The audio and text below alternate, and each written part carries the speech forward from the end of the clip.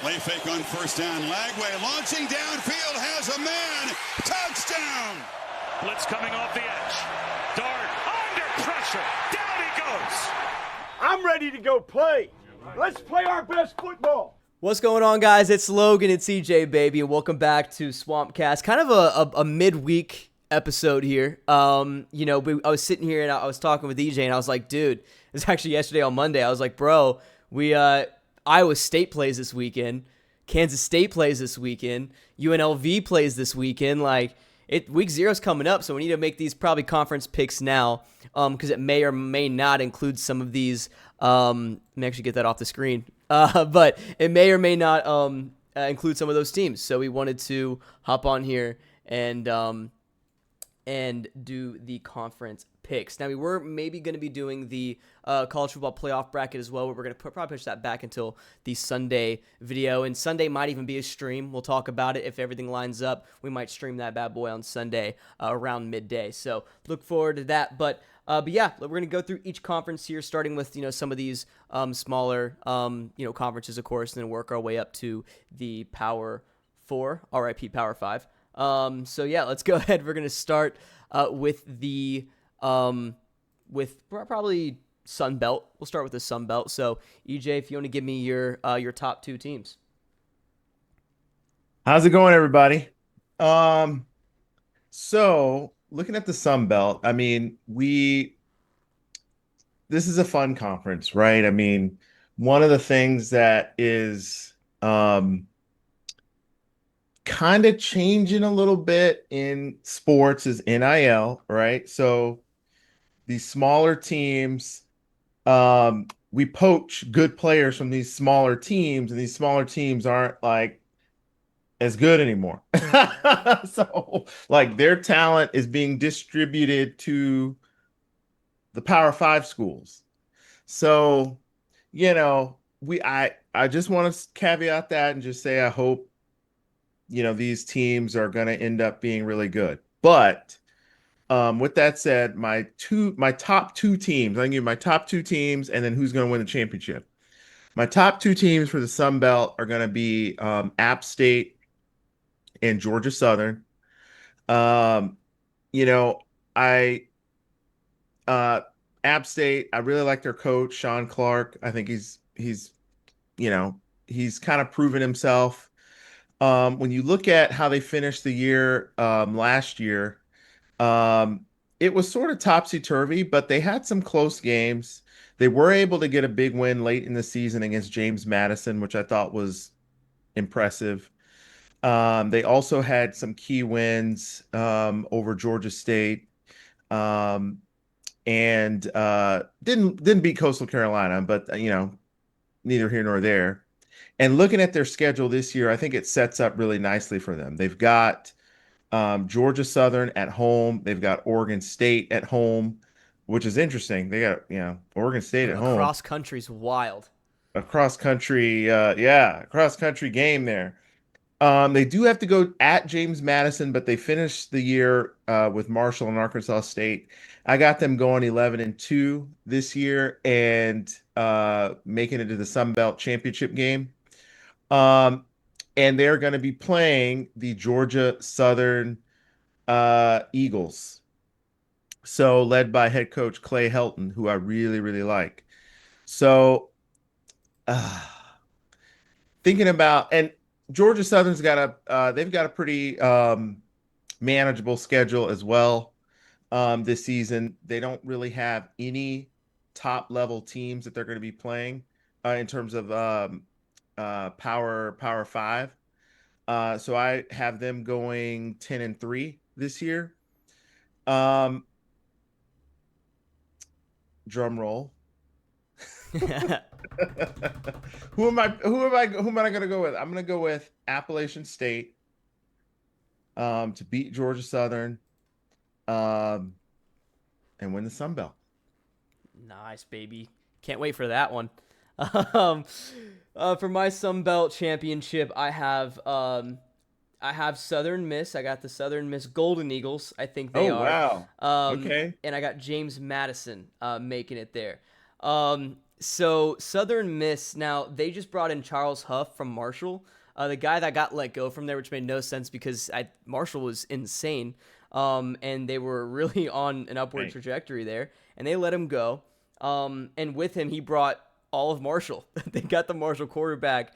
I think his name is Braylon Braxton, and a bunch of other players coming in. So it's going to be that Marshall team of last year, which was really good. I mean, literally half the team. And they are coming off of a win of the conference, and I think they can go back in talking about the Marshall team. And I think these guys can come in with Southern Miss and get a win. And maybe not. We'll see. It's going to be a tough game because I think they're going to be facing James Madison. James Madison, a deep team with quarterback Alonza Barnett. He's still injured, but should be good to go sometime this season. And they just have a lot of really good depth here. Definitely the best roster, I would say, in the Sun Belt. The deepest for sure. They did a great job in the portal bringing in some guys. I think the defense is the main issue with this team, though.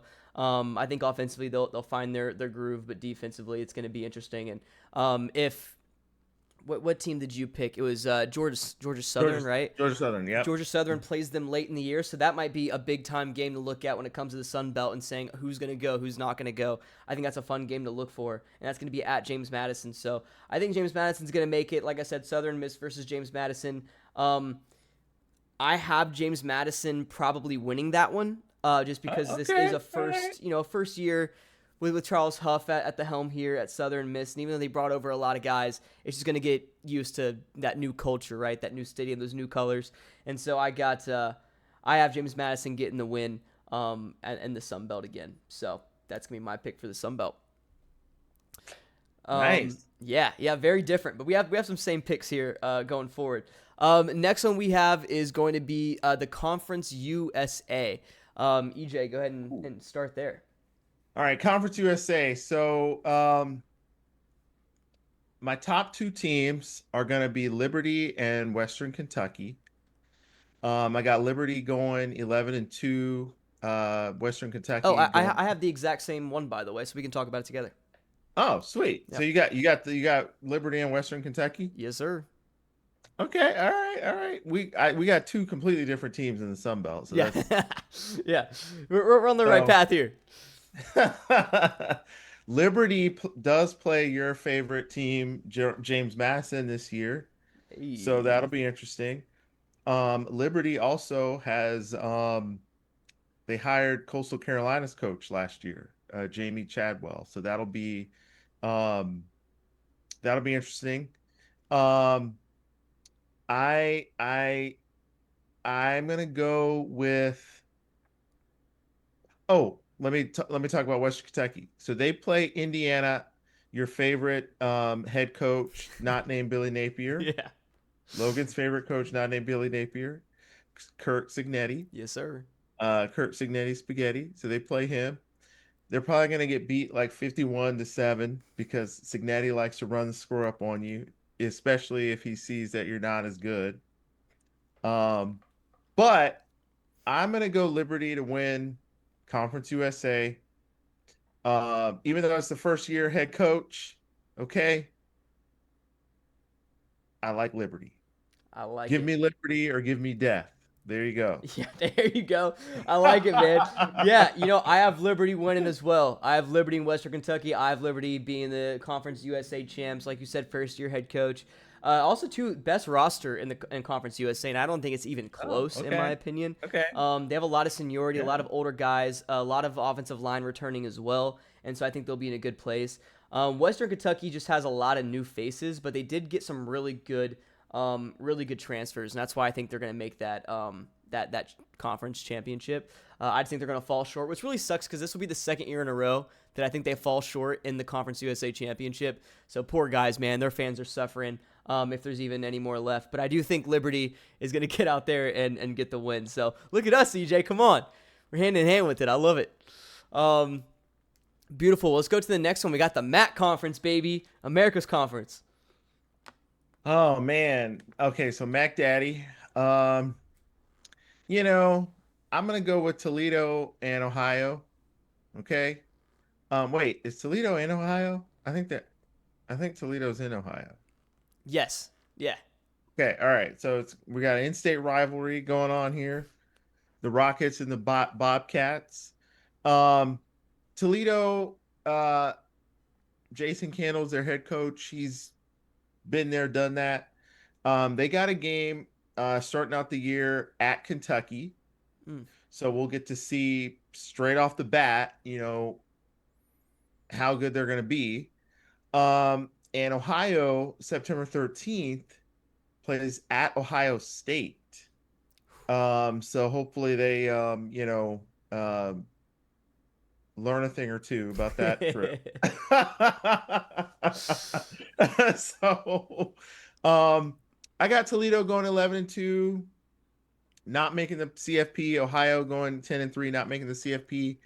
Um, Let me look at their really quick. I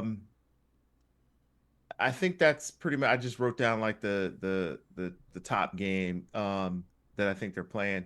Um, Man.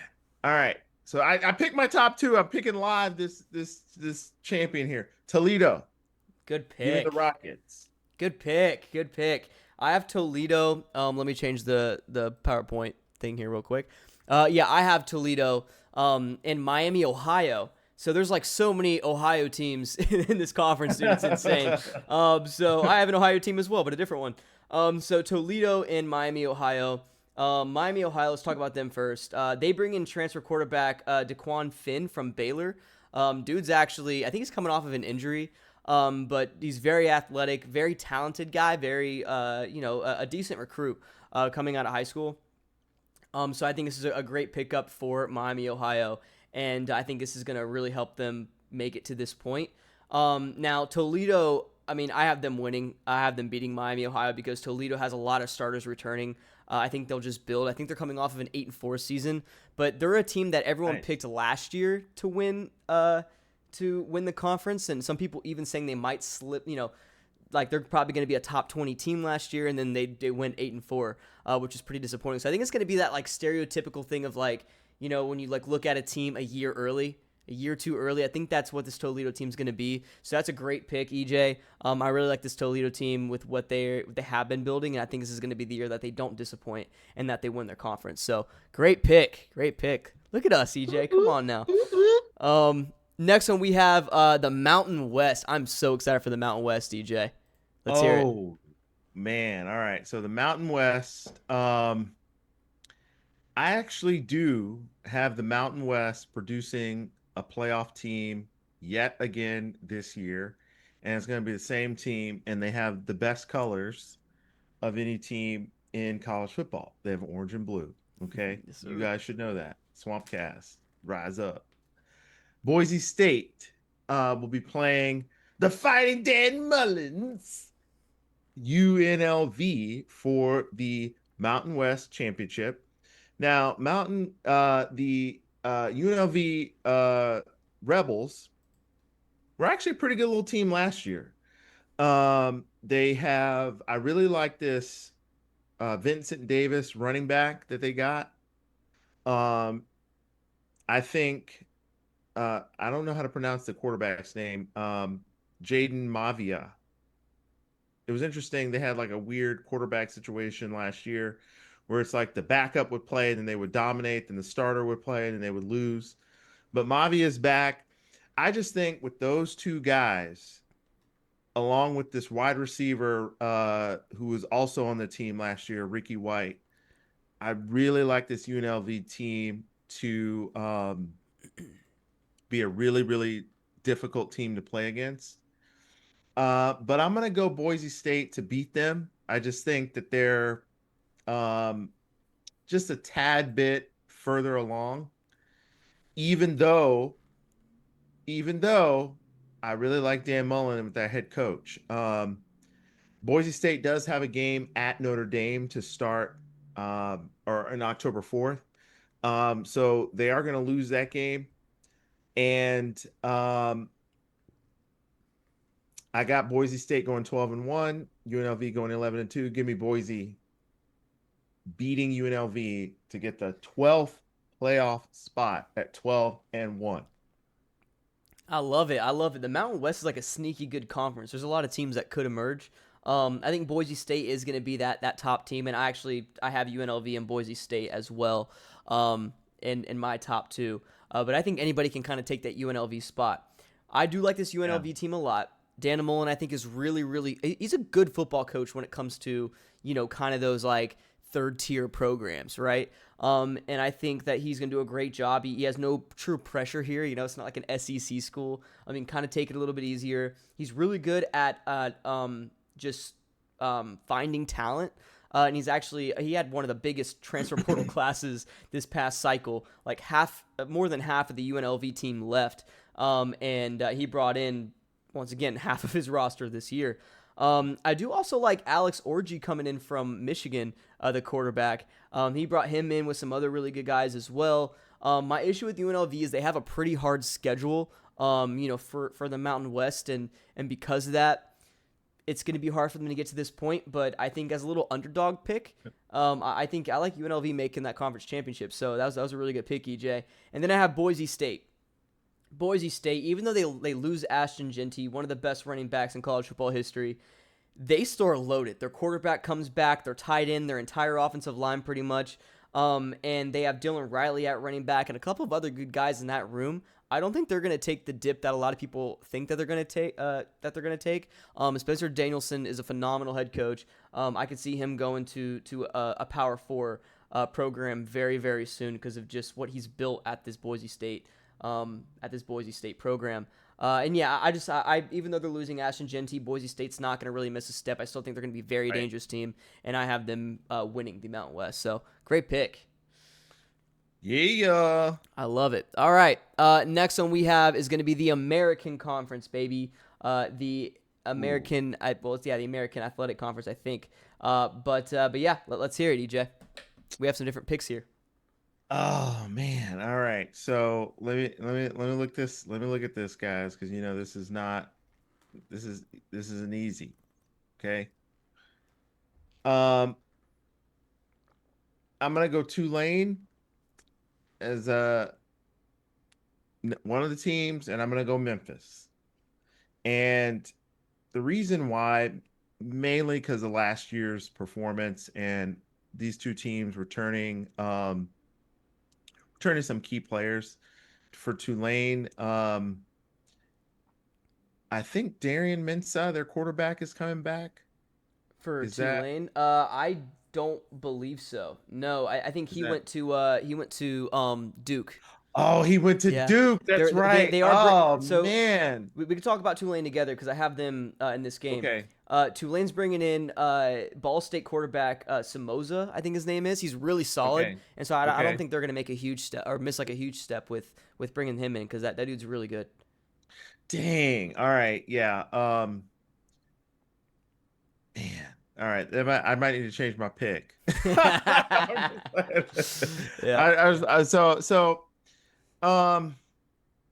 I'm gonna stick with it. I'm gonna stick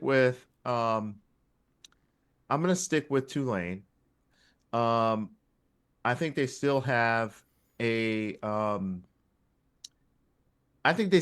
favorable schedule relative to Memphis. Looking at who they've got to play. I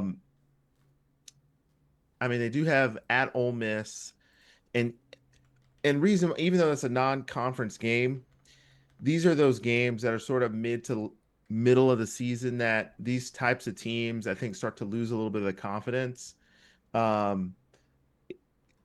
They should be playing a team like that, like in the first two games, and then you can just start to get back on track here. And they also have a game against Florida Atlantic right after the game at Memphis, which will be tough. But I'm gonna go Tulane. I'm gonna still stick with them, even though I have my boy Mensah. That's what I'm gonna stick with. I like it. No, I think Tulane's going to be a really good team. I don't mind that pick at all. They got a lot of guys coming back and got some really good portal pieces, some of those major positions that they're missing. So I like that pick. My other team, though, this is an underdog pick. No one's gonna agree with me, but I don't care. I have two underdogs really on this entire conference champ list. One's in the SEC, one's here in the American Athletic Conference. Oh, Mine is UTSA. I like this UTSA team. Why? Because they had a really good run late last year. They won a lot of really solid games, and they have some good returning talent and a couple of which includes their quarterback, their offensive line, and they're bringing in John Emery Jr. from LSU at running back. John Emery, I feel like, has been in college football for 17 years now. I feel like I've heard that name forever, but he's still here, and he's playing at UTSA now as a roadrunner. And I don't know, I think they're going to be the sneaky team this year. They're going to let that momentum bleed into this new upcoming season and returning a lot of those key guys and getting John Emery there at the running back position who could be deadly, an SEC caliber guy. I have UTSA not only making the conference championship, but winning it and getting the dub over Tulane, baby. Let's go Roadrunners, baby. Come on. okay. Let's go. Right. Meet. I love it. All right. Here we go, baby. Wow. Let's get into the Big 12. EJ, before you start, I just want to I want to just kind of talk about a few teams here that are on the bubble or how many teams could possibly make it. You have Utah, Baylor, Kansas State, Kansas, which is starting to get a little bit of traction now, and Texas Tech. These are all teams that can make the conference championship. All teams, in Arizona State, of course, that could win it. And it's just, the Big 12 it was a fun league last year, and it's even somehow better this upcoming season. Obviously, it was great last year because Arizona State won it, who had the second to last odds of winning it preseason. So, EJ, give me your picks, give me your feel on this conference. Let's dive into it. All right, so here's the deal, guys. Most people are going to say that they're going to go with Arizona State and to win the Big 12. And I love Arizona State. I think they're a great team. I love their coach, but you don't have the running back anymore. Okay, you're not going to be able to run over people. So I got, for my top two teams, and this is totally going off NCAA 26, by the way, the teams that I like. I'm going with Kansas State and Texas Tech to win the Big 12, or to come in, in the top two. I just really like Avery Johnson, the quarterback of Kansas State. He's just these people had to have just bet the house on him returning, right? Mm-hmm. In terms of NIL. And I really like Dylan Edwards, their running back. For Texas Tech, defensively, I think this is a team that is going to end up having the best defense in the Big 12, which, as you know, is going to amount to a serious run. They're going to be in every game. They're going to be in every game. Man.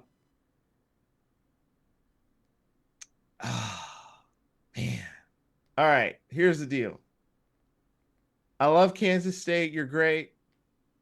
But I'm going with the Red Raiders to win the Big 12. And the reason I'm going with Texas Tech, and everybody's going, you can't pick Texas Tech. I can pick Texas Tech. You know why? Because at the end of the day, the Big 12 is the most unpredictable conference in America. Literally all 10 of these teams, put UCF in there. Yeah. They think they're going to win it. Scott Frost is back. They're probably going to be top 2. But at the end of the day, somebody is going to win it that you don't think should be winning it. And wait a minute, look, Texas Tech, I really like their schedule. See, Kansas State or Arizona State, I don't really like how their schedule sets up. Texas Tech, I think their last 3 games, home against BYU, home against UCF, at West Virginia, are all finishing strong because this conference is going to come down in the last 2 weeks. Mm-hmm. Okay. They're going to beat UCF. That's going to be huge. And they're going to beat West Virginia. Utah and Houston are not top dogs anymore. And even if they lose that game to Arizona State halfway through the season, Arizona State, I think, has a little bit of a more difficult schedule, having to play at Baylor, who a lot of people think is going to be really good, at Iowa State toward the end of the year, at Colorado. Coach Prime going to throw something out there. We got the new blenders coming out on the 21st. Hey. So I think Arizona State's going to fall off the map. Give me the Red Raiders. Great pick. Great pick. I feel like I'm Lee Corso. Yeah. Yes, you are. Just need my big mascot Florida Gator hat now. All right. So, yeah, Big 12 is unbelievable. And I'm going to go past this kind of quick so we can get into these next couple of conferences a little bit deeper. But, yeah, man, I agree with Arizona State. But here's another thing. It's not that Cam Scadaboo's leaving. It's the fact that Arizona State had so many close games last year. Like with the Big 12 teams. They had like 4 games last year that were like in between a touchdown. And that's with them being underdogs. Now that they're the team to beat now. Everyone's going to want to beat them. Everyone's going to want to go for Arizona State. And so they can't just slide under people's radars anymore. They're now the ones that people are circling on the schedule. And so because of that, I have Arizona State struggling this year. I think they might go 8-4, maybe 9-3, but it's going to be a rough year. Not rough year, but it's going to be a step down from last year for sure, even though they're bringing back like 17 starters. It's actually insane. Now, Kansas State, I don't have making the conference championship. I think that, they return 11 starters. Avery Johnson and Dylan Edwards have the opportunity to be the best running back and quarterback duo in the conference and maybe even in the country if they really get going. I do like Avery Johnson.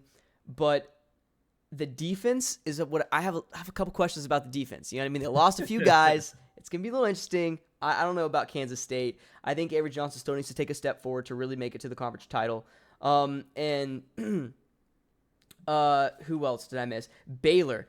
Baylor, I think, has an opportunity to listen. It would not surprise me if Baylor wins this entire conference and makes the playoff. Like, seriously. With Dave Aranda, the big question on this team, the offense is going to be great. We know that. Defensively, Dave Aranda is going to be running it. Now that the offense will be good, he can put his full time and effort into this defense. Is he going to bring back what he had at Utah State? Is he going to bring back what he had at LSU? I mean, if this defense can be a B+ or better, they're making the college football playoff, and they're going to be that Arizona State maybe even of last year. So keep an eye out for Baylor, but I can't do that to Utah. I have Utah making the conference championship with Texas Tech. Utah, their whole offensive line returns. They have their tight end coming back as well, and they have a quarterback transfer from New Mexico coming with his offensive coordinator, similar to what Oklahoma did with John Mateer in the offensive coordinator from Washington State. My issue with this quarterback is he went 12 for 12 last year. That's his touchdown to interception ratio stat there. I don't like that, but I think that with this really good offensive line that he's going to have at Utah, with these good receivers on the outside, with this tight end that can play some ball, I think they're going to be good. And the defense, I trust Kyle Whittingham to get those boys. And we already know they're going to bring the physicality. We already know they're going to play week to week. They took a dip last year, but I think they're going to come back and they're going to dominate this year, and I think they're going to make the conference title with Texas Tech. Texas Tech, 12 returning starters, number 1 transfer class in the entire country, which is unbelievable. The amount of defensive line depth that they have, the amount of depth that they have at linebacker and in that secondary as well is unreal. Their big playmaker receivers that they have on the outside, the roster's absolutely loaded. The biggest question with Texas Tech is what you have with every transfer-heavy team. Are these guys going to work together? Or is it going to be a team effort? What we're hearing from the fall camp intel and all these different analysts that we have in college football is they're saying that the fall camp is showing that is the case, that these guys are working well together, that they're playing really well. They said the same thing about FSU, remember? Yeah, that's true. Yeah, they said DJ's the man. But no. But yeah, so I think that Texas Tech, I mean, with just how much talent there is, you can't not at least throw them in here. And I have them winning the conference and sliding into the college football playoffs. So I have Texas Tech winning the Big 12. Nice pick. Yes, sir. Yes, sir. I'll take that over not so fast all day. All right, let's go ahead and get to the three big boys, starting with the ACC, EJ. Let's get it. Oh man, okay, the Atlantic Coast Conference, aka All Coast Conference, because how do you have teams from California, which I'm in California right now, playing in your conference? AKA Cal. But anyway, and Stanford. But anyway, my top two teams, and the reason why these are my top two teams are a couple of things. Number one, the quarterbacks. I always ask two questions when picking a team. Who's got the better quarterback? Who's got the better defense? And at the end of the day, the top two teams I'm picking here will have the better quarterback and will have the better defense in pretty much all the conference games that they're going to play. And that's Clemson and Miami. Okay. Now, some people are going to say, I don't think Clemson's going to be that great. Klubnik hasn't really done anything. Okay, you got me. Klubnik, I mean, I'm really hoping this guy steps it up this year. He was such a highly rated recruit, and it's just dink and dunk, ball possession, no explosive plays.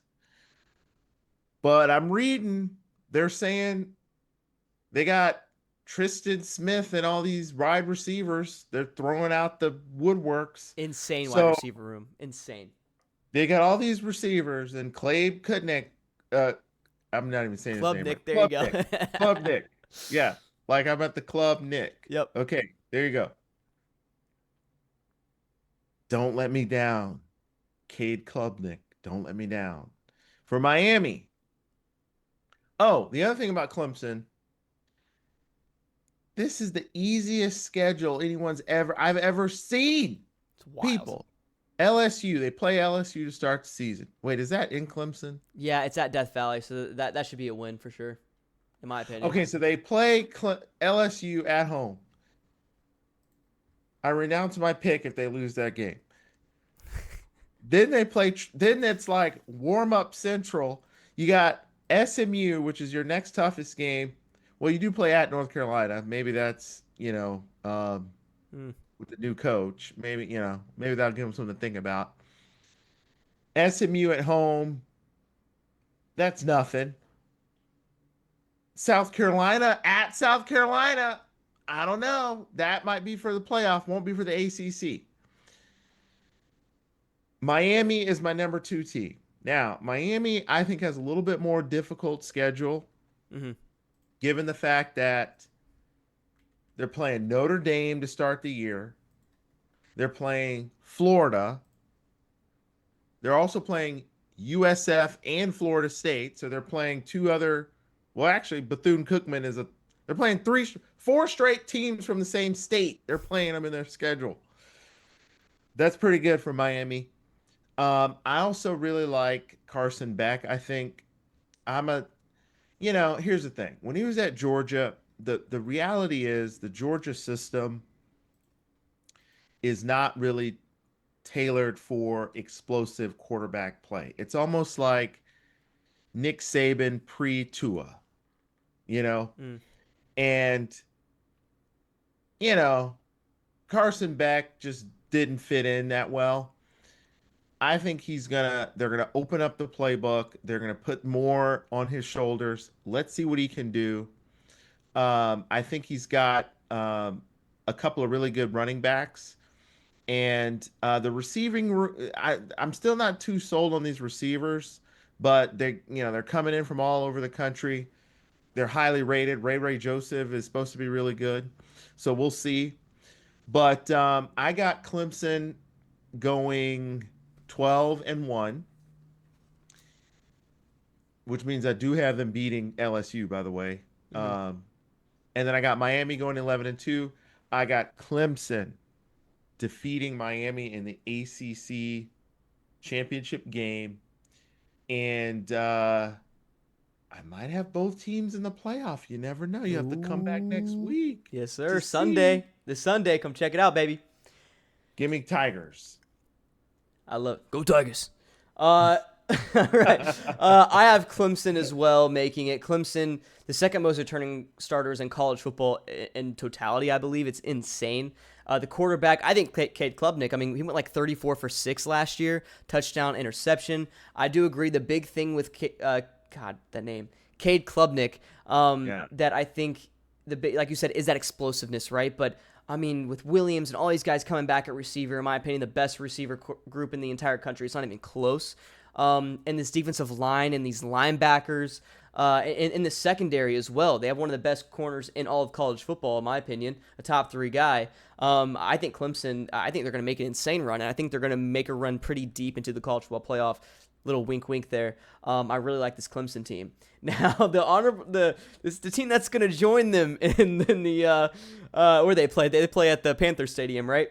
Yep. For the ACC championship. This is going to piss a lot of people off. Surprise! It's not Miami. Miami. Let me talk about Miami real quick. I'm gonna make this quick. Miami. Obviously, secondary was garbage last year. Defense, other than their line, was absolute trash. They did bring in a lot of guys from the portal. How are they going to play? I don't know. I don't like that they're relying so deeply on the portal for their corners, for some of their offensive line. My question is who the hell is Carson Beck throwing to? I don't know, right? Am I tripping? I'm looking at this raw. I don't know any of the names. Maybe that's on me. Maybe I didn't do enough research, but I don't know who these receivers are. I wish they would have hit that receiver portal a little bit more aggressively, like some of these other teams did, because they lost literally, I think, 8 of their receivers. That's not an over-exaggerated number. It's crazy. And so that's gonna be curious. Also, can Carson Beck stay healthy? I know you're a little bit higher on Carson Beck than me. I think he's trash. I think he's a quarterback who plays very well, and then just loses that clutch gene in his body and in the most weird moments, and just throws the ball up sometimes up for grabs for his receivers, and it's such a weird thing to see. So ever since he's gotten that tattoo sleeve, he's gotten worse. So maybe get rid of that. But for my team that I think is going to join Clemson, listen, I'm not as high on them as people like Josh Pate are, but I got Georgia Tech, and maybe it's because I'm in Atlanta and I'm just surrounded by this atmosphere. I don't know, dude. It's wild. The reason I have Georgia Tech is their schedule is so freaking easy. They don't play any of the top 4 ACC teams. It's unbelievable. If you want to take a look at that, EJ, while I'm talking about it, it's insane. And everybody watching, I'll put it up on the screen for you right now, actually. It's unbelievable. Let me see. They play Clemson to start out week 3, which, by the way, might be an interesting game. But they play Temple, Wake Forest, Virginia Tech, Duke, Syracuse, North Carolina State, Boston College, Pitt, end the year off with Georgia.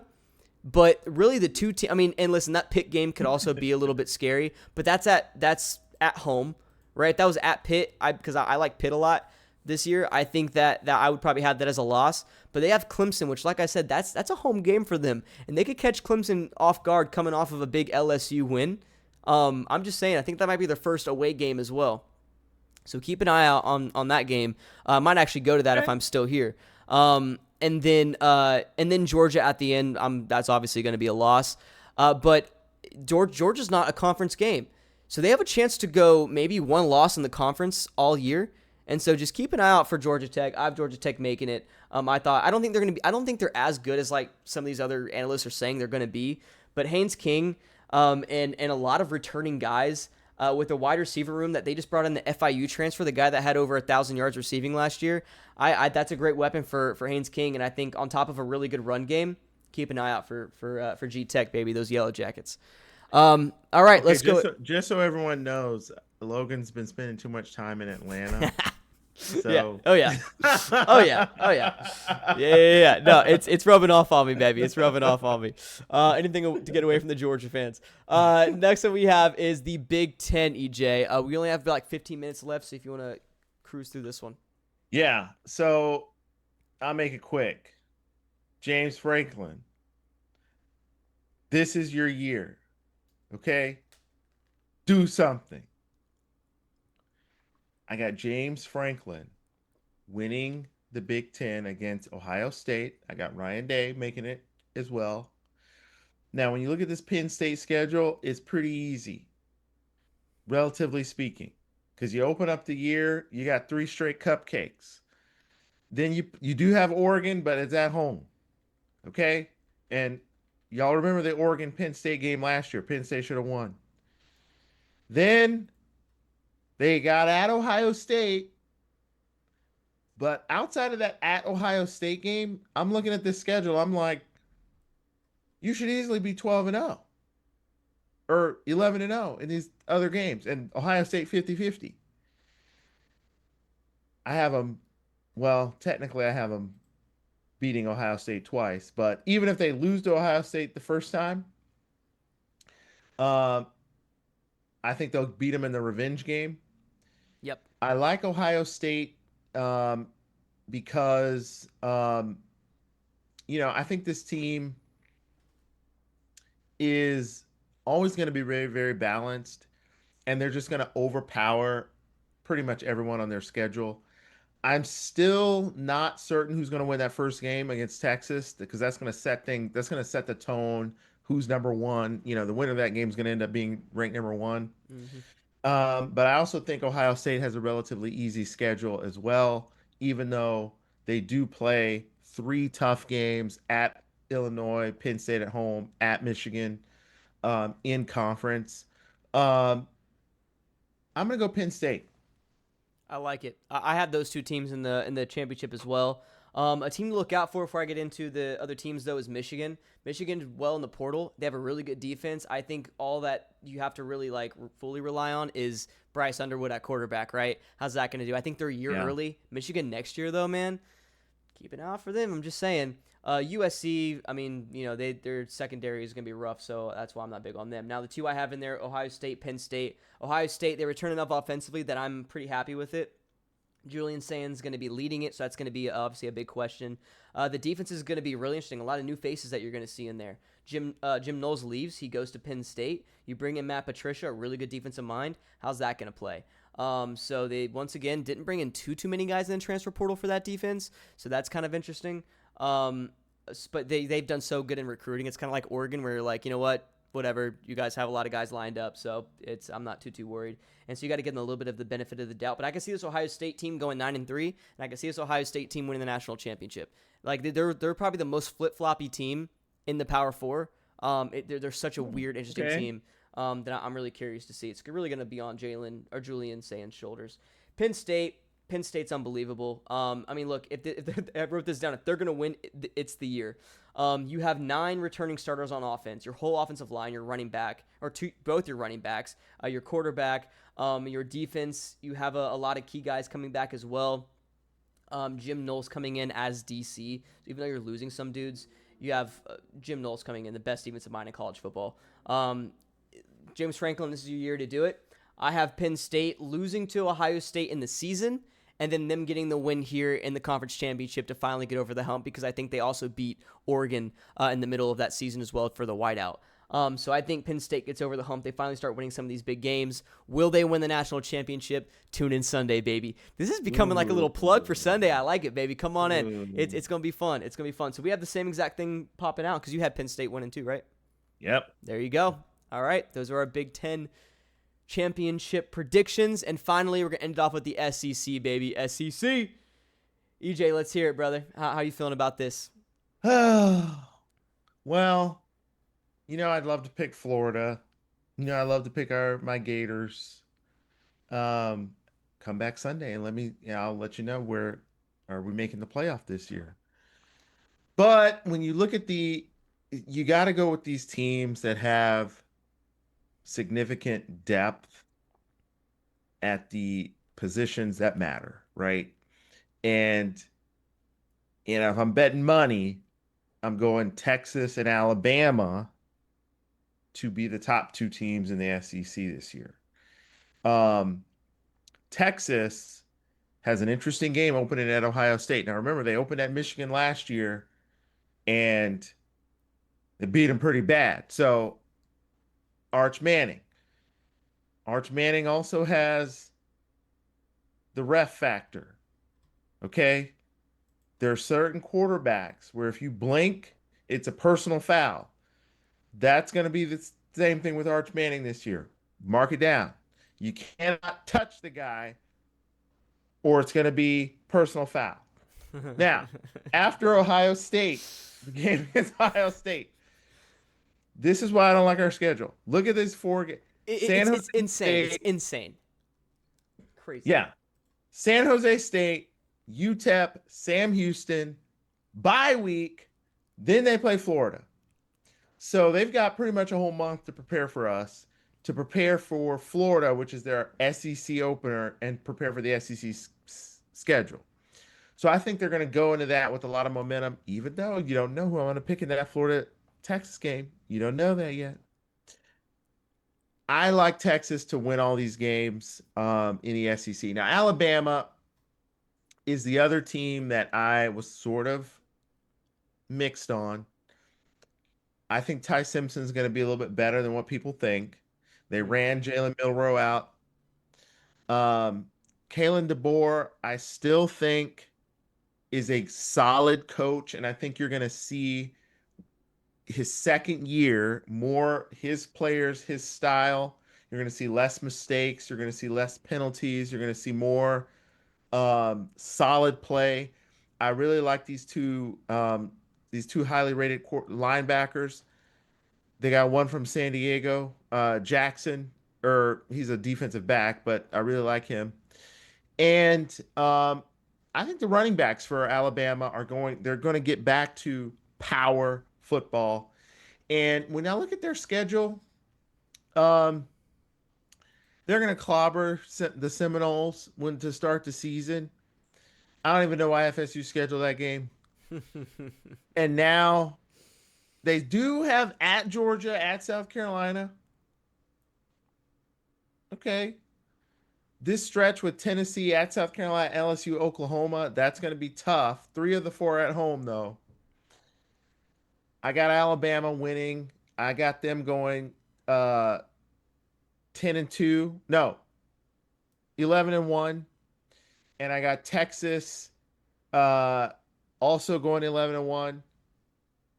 Texas will beat Alabama in the SEC championship game. I love it. I love it. See, that's the smart pick. I'm ready to piss a lot of people off with mine. So I have Alabama making it for sure. I mean, listen, the returning production is insane.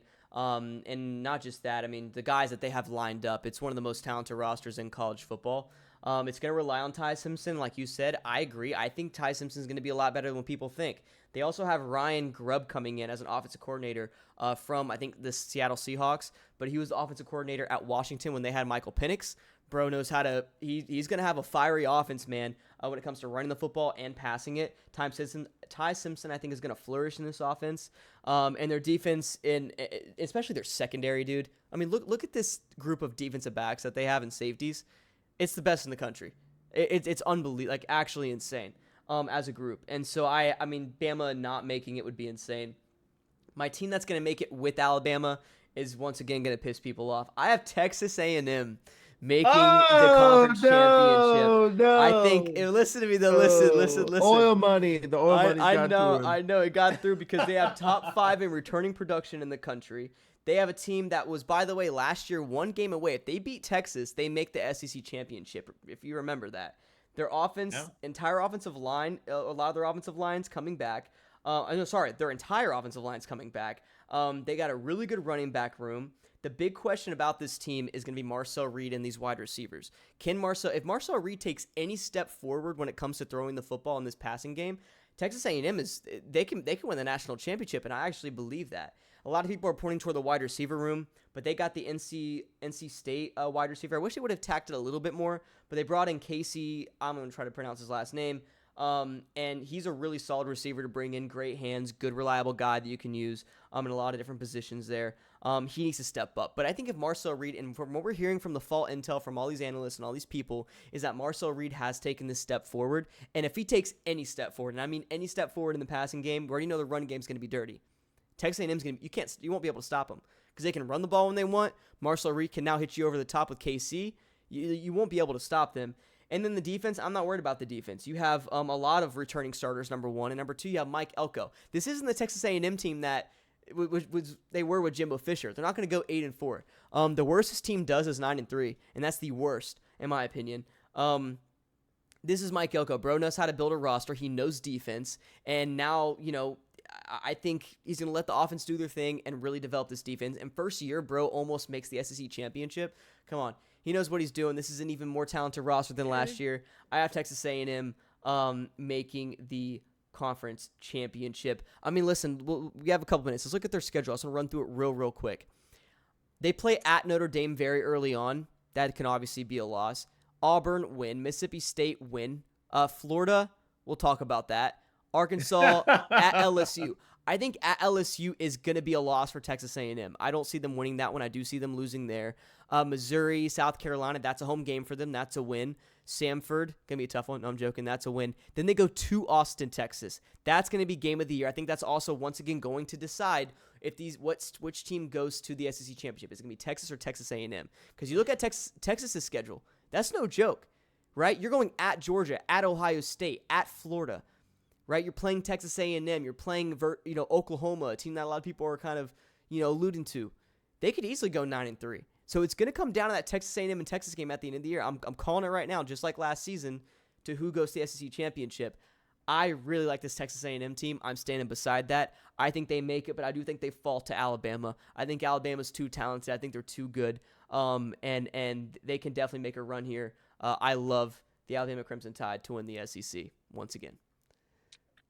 I mean, you're not wrong if the Aggies, if Reed can throw the ball a little bit more, because I do, Elko, he's got a great O-line and he knows how to put those lines together. Mm-hmm. If he can throw the ball,